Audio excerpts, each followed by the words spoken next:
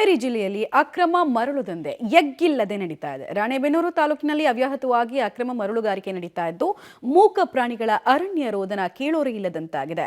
ಹೀಲದಹಳ್ಳಿ, ಬೇಲೂರು ಹಾಗೂ ಚಿಕ್ಕ ಕುರುವತ್ತಿ ಗ್ರಾಮಗಳ ಬಳಿ ತುಂಗಭದ್ರಾ ನದಿ ತಡದಲ್ಲಿ ಅವ್ಯಾಹತವಾಗಿ ಅಕ್ರಮ ಮರಳುಗಾರಿಕೆ ನಡೀತಾ ಇದೆ. ಲಾರಿಗಳನ್ನ ಬಳಸಿದ್ರೆ ಅನುಮಾನ ಬರುತ್ತೆ ಅಂತ ಎತ್ತಿನ ಗಾಡಿಯಲ್ಲಿ ಮರಳು ಹಾಕಿ ಹರಿಯೋ ನೀರಿನಲ್ಲೇ ಎತ್ತುಗಳನ್ನ ದಾಟಿಸಲಾಗ್ತಾ ಇದೆ.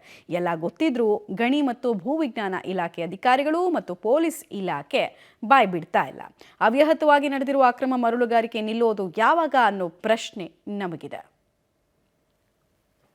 ಹಾವೇರಿ ಜಿಲ್ಲೆಯಲ್ಲಿ ಎಗ್ಗಿಲ್ಲದೆ ಮರಳು ದಂಧೆ ನಡೆತಿರುವಂಥದ್ದು. ನಾನು ಈಗ ತುಂಗಭದ್ರಾ ನದಿಯ ತೀರದಲ್ಲಿದ್ದೇನೆ. ದೃಶ್ಯದಲ್ಲಿ ತೋರಿಸ್ತೀನಿ ಯಾವ ರೀತಿ ಅಕ್ರಮ ಮರಳುಗಾರಿಕೆ ಮಾಡ್ತಾರೆ ಅಂದರೆ ಜಾನುವಾರುಗಳನ್ನು ಬಳಸ್ಕೊಂಡು ಅಕ್ರಮ ಮರಳುಗಾರಿಕೆಯನ್ನು ಮಾಡಿರುವಂಥದ್ದು. ಹರಿಯುವ ನದಿಯಲ್ಲಿ ಕೂಡ ಜಾನುವಾರುಗಳು, ಎತ್ತುಗಳು ಅಂದರೆ ಕೃಷಿ ಕೆಲಸಕ್ಕೆ ಬಳಸುವಂಥ ಎತ್ತುಗಳನ್ನು ಬಳಕೆ ಮಾಡಿ ಏನೋ ಅಕ್ರಮ ಮರಳು ದಂಧೆಯನ್ನು ಮಾಡಲಾಗ್ತಾ ಇದೆ. ನಾನು ಆ ದೃಶ್ಯದಲ್ಲಿ ತೋರಿಸ್ತೀನಿ ನಿಮಗೆ. ಎತ್ತುಗಳು ಭಾಳ ಕಷ್ಟ, ಹಿಂಸೆ ಅಂದರೆ ಜಾನುವಾರುಗಳಿಗೆ ಅದರ ಜೀವ ಅದರದೇ ಕಷ್ಟ ಅಂತಲೇ ಹೇಳ್ಬೋದು.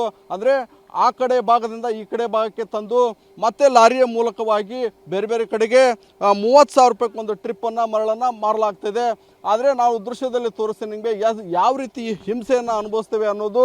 ಅಂದರೆ ಇಲ್ಲಿಯ ಗಣಿ ಮತ್ತು ಭೂ ವಿಜ್ಞಾನ ಇಲಾಖೆ ಮತ್ತು ಪೊಲೀಸ್ ಇಲಾಖೆ ಏನು ಮಾಡ್ತಾ ಇದೆ, ತಾಲೂಕು ಆಡಳಿತ ಏನು ಮಾಡ್ತೇವೆ ಅನ್ನೋದು ಯಕ್ಷ ಪ್ರಶ್ನೆಯಾಗಿದೆ.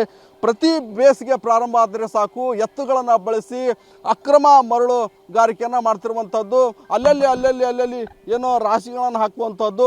ಬೆಳಗ್ಗೆ ಮರಳು ದಂಧೆ ಸ್ಟಾರ್ಟ್ ಆಯ್ತು ಅಂದರೆ 11 ಗಂಟೆವರೆಗೆ ಎತ್ತಿನ ಬಂಡಿಲಿ ಹೊಡಿತಾರೆ. ಮತ್ತೆ ಸಂಜೆ ಆದರೆ ಮತ್ತೆ ಇದೇ ರೀತಿಯಾದಂತಹ ದಂಧೆಯನ್ನು ಮಾಡುತ್ತದೆ. ಒಟ್ಟಿನಲ್ಲಿ ಎತ್ತುಗಳ ಹಿಂಸೆಯನ್ನು ಅದರ ಅನುಭವಿಸುವೆ ಅದಕ್ಕೆ ಗೊತ್ತು ಅಂತಲೇ ಹೇಳ್ಬೋದು.